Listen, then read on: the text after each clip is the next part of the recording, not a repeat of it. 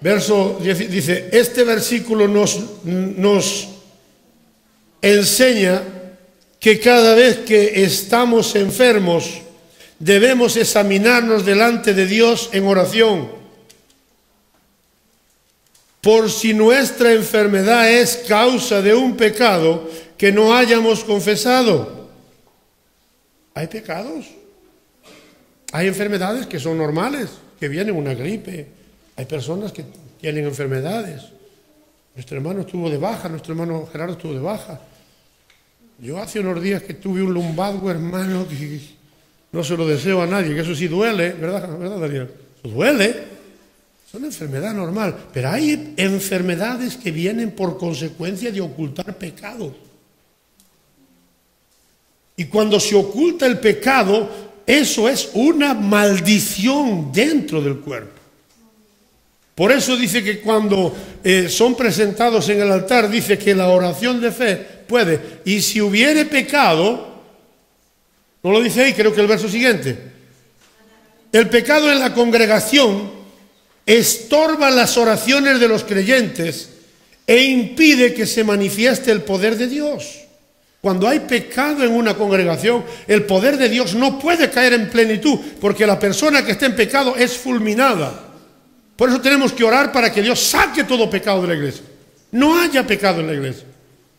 Estoy hablando de pecado consciente, no de que fallemos, todos cometemos errores.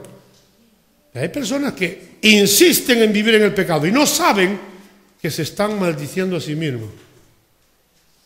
Y el problema es que están endureciendo su corazón de tal forma que llegará un momento en que no puedan decir gloria a Dios. Solo lo dirán para burlarse de Dios. Y eso es fuerte. Mira lo que dice Santiago 5:17. Dice, Elías era hombre sujeto a pasiones semejante a las nuestras y oró fervientemente para que no lloviera, y no llovió sobre la tierra por 3 años y 6 meses. ¿Qué quiere decirnos Santiago con eso? Que nosotros somos personas, somos humanos, pero que si estamos sometidos a Dios, Dios escucha. Y tenemos que orar en estos últimos tiempos, hermanos.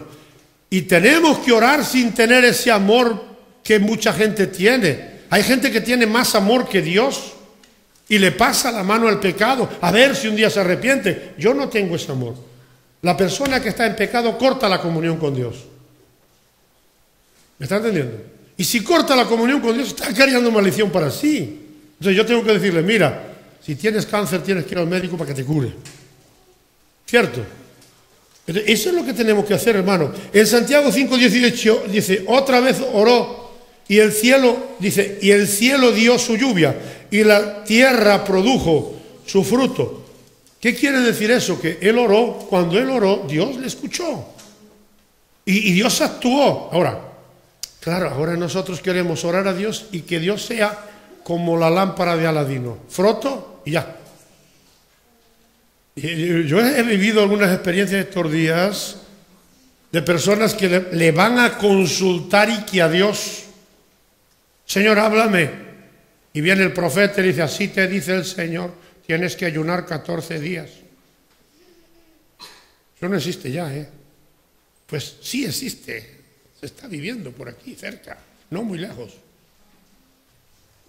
Ahí arriba hay una iglesia que en cuanto entras por la puerta dicen, ven que te profetizo. ¿Verdad, Nali? Creo que tú estuviste allí. Nada más entrar por la puerta para adentro, vaya ahí un poquito ahí más arriba, unos metros más arriba. En cuanto entres, dicen, ven que te profetizo. Eso no es de Dios, eso no está en la Biblia. Y el problema es que te profeticen y te aciertan. Los demonios también aciertan. Sí, porque hay un espíritu que se llama el espíritu pitónico. Hermano, seguimos buscando la bendición. Si le creemos a Dios, obtenemos los mismos resultados que Elías. Vamos a ver algunos personajes de oración. Sí, búsquenlo en sus Biblias. Ana fue una mujer de oración. Esta también es. La que tenemos aquí también es una mujer de oración. Pero yo me refiero a los personajes bíblicos. Primera de Samuel, ¿no? Capítulo 1, verso 27. Busquen las citas, las tienen ahí. Pónselas ahí, pónselas. Dale más, dale más. Por este niño oraba Ahí. y Jehová me dio lo que le pedí. ¿Cómo? Por este niño oraba y Jehová me dio lo que le pedí. Por este niño oraba y Jehová.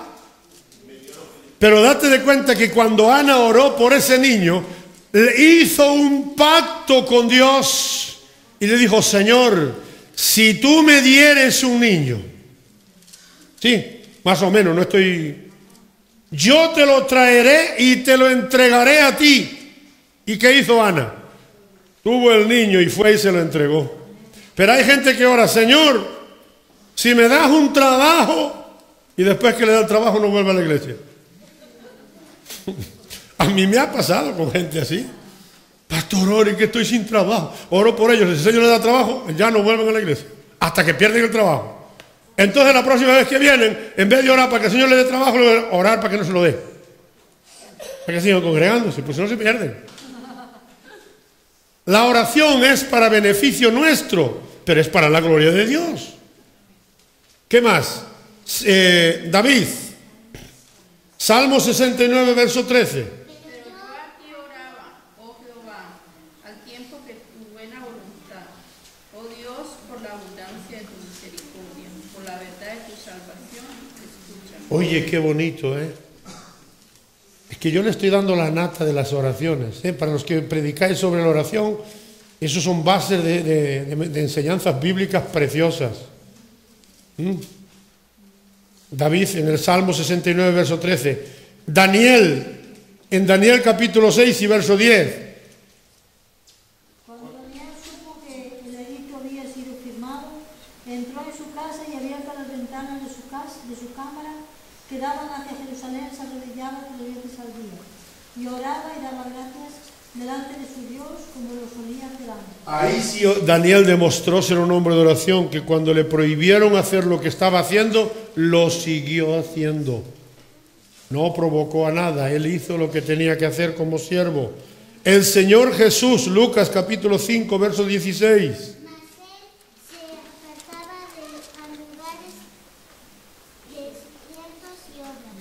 Pero el Señor se apartaba a lugares desiertos, buscaba la soledad para orar. Amén. Hay gente que le gusta orar en multitud, hay otros que le encanta orar en secreto, pero estamos hablando de la oración íntima.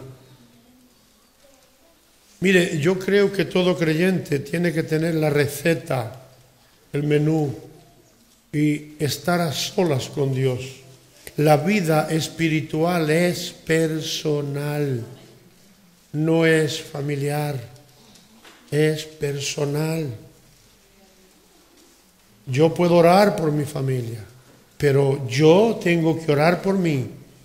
Yo tengo que de vez en cuando, hermano, si no lo haces, te aconsejo a que lo hagas. De vez en cuando, pégate un ayunito por tu vida espiritual.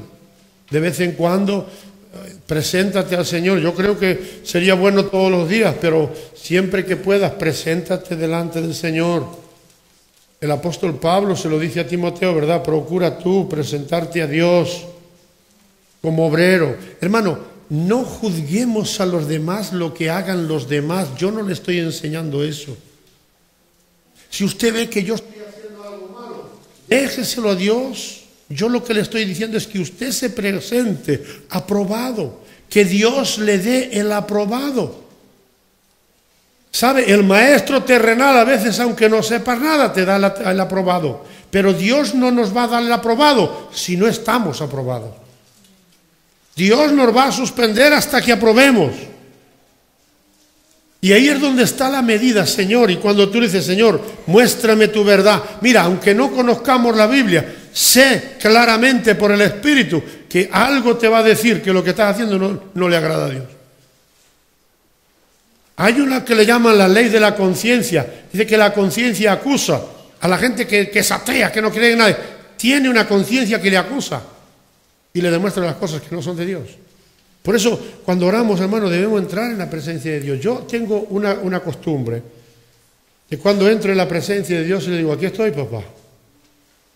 A ver, pasa el escáner por mi corazón. Comienzo a decirle, Señor, yo de repente te he fallado, porque fallamos todos los días, pero comienzo a abrir mi corazón y estoy confesándome con Dios un tiempo.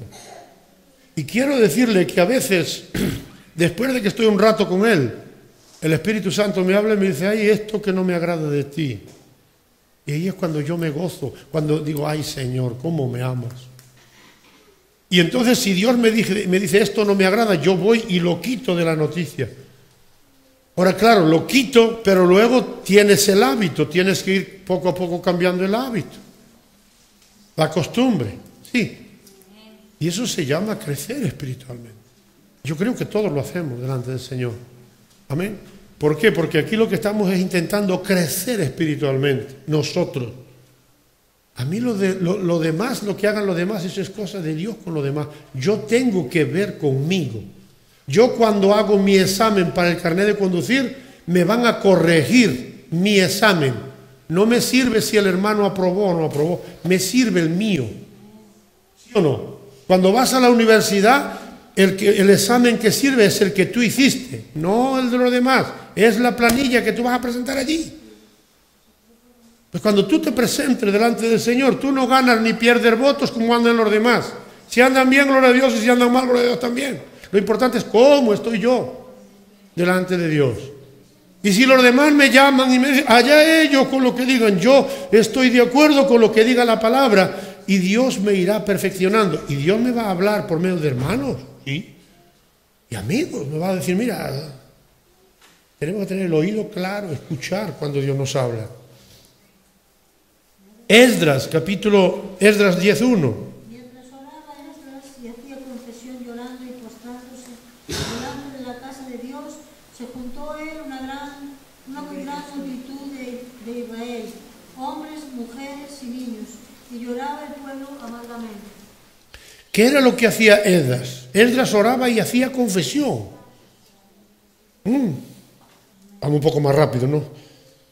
Cornelio.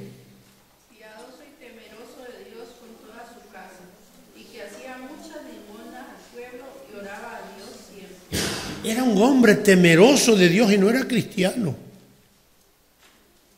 Y hacía oraciones, por eso Dios le escuchó. ¿Pero por qué le escuchó? Porque hacía oraciones. No solo porque hacía oraciones, sino porque hacía buenas obras. Cornelio tenía un corazón y Dios escuchó las oraciones de Cornelio y le dijo, ven, fue cuando mandó a sus criados junto de Pedro, ¿verdad? Y ya saben la historia. Cuando uno ora a Dios, Dios responde, hermano. Eso es lo que te quiero decir. Si tú le oras a Dios, Dios tiene una respuesta. Y si Dios no te ha respondido, tienes que preguntarte por qué. ¿Qué es lo que está pasando? Quiero que Dios me hable. Quiero que Dios me revele, me muestre. ¿Por qué? Que no te revele pecado en los demás, porque de esos hay muchos. Digan, pastor, Dios me reveló pecado en aquel. No, esas revelaciones no las creo. Ni los sueños que tienen. Tienen un sueño y no sé qué cenó anoche para tener sueño. No, pero cuando tú oras, Dios sí te revela a tu corazón cómo estás tú delante de Dios. No cómo está el hermano, cómo estás tú. Ponte delante de Dios y dile, Señor, aquí estoy. Como dijo David, aquí estoy. Fusílame ahí. Y Dios sí te revela. Dios es real. Samuel, 1 Samuel 12:2.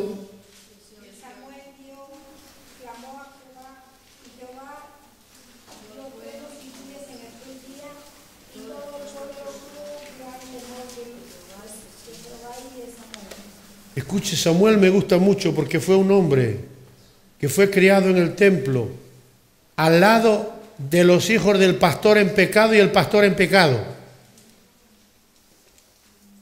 Elí estaba fuera de orden, estaba en pecado. Hay muchos Elíes en estos tiempos. Yo conozco pastores que han ocultado pecado a sus propios hijos durante años y ahora se les explotó el pecado en la cara. ¿Sabe qué pasa? Que hay muchos Elís. Elí tapó el pecado. Los hijos de Elí eran unos adúlteros. Elí lo sabía y no los estorbaba. Eso dice la Biblia. Y en medio de ese ambiente estaba siendo crecido ¿quién?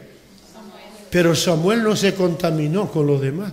Eso me demuestra a mí que tú puedes vivir en una iglesia donde esté llena de maldad, llena de pecado, pero tú vivir en santidad para con Dios.